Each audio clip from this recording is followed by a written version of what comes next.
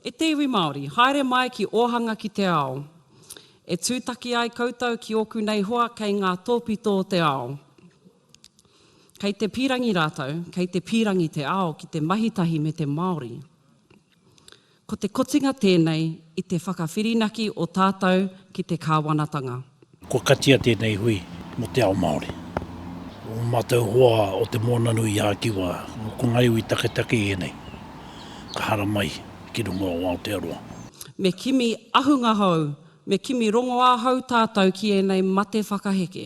Te kau mā whitu ngā tino kamupene pūtia nei hara mai ana.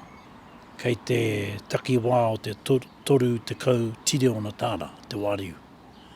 O ngā tāngata whairau e hara mai ana, ki te motu nei. Nō reira he tuatahi tangati nei mō mātou, mo te ao Māori. Kia noho tahi me ngā tāngata whairau nei.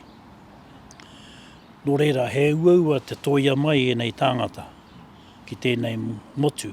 Kei te ao Ōhanga pea, te taiaha mata koikoi hau, māna e wikitoria ai tātou, āke, āke, āke.